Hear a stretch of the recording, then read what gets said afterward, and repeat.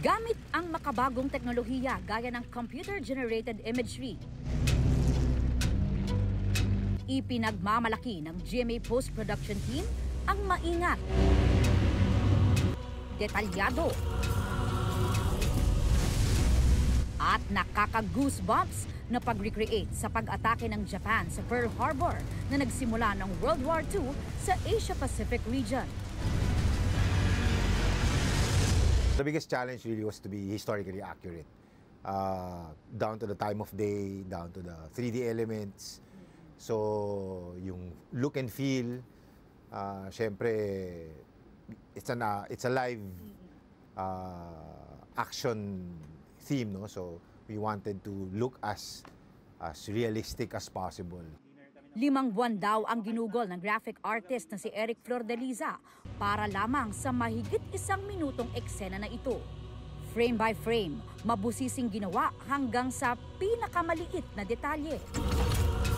Paano umatake yung mga aeroplano, paano yung mga explosions, or ano yung tamang calculations ng reactions ng mga tubig or nung kailangan namin i-simulate ng mga apoy at explosions. Honolulu. First pictures of the attack on the Hawaiian island. December 7, 1941, nang mapansin ng isang radar operator sa Pearl Harbor sa Honolulu, Hawaii, ang isang malaking grupo ng eroplano papalapit sa isla. The beginning of America's war with Japan opened very Surprise attack na pala ng Japan sa US Pacific Fleet. Ang pag-atake, nag-iwan ng mahigit 2,000 patay sa panig ng Amerika, kabilang ang 68 sibilyan.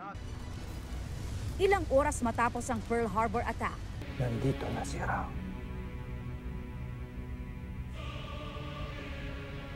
Dumating na ang ating upo.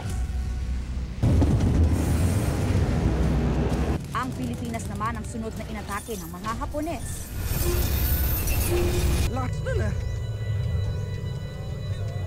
Saan galing yun? Tay, tingnan mo. Saan galing yung usok na yun? Diyos ko. Ano nangyayari? Panginoon ko. Tunay atang dumating na ang digmaan dito sa ating bayan. To quote Direct Dom, this is GMA's love letter to the Philippine audience. It's a tribute to those who survived, di ba? Yung experiences na yan back then to teach us today what those values are for our newer generation.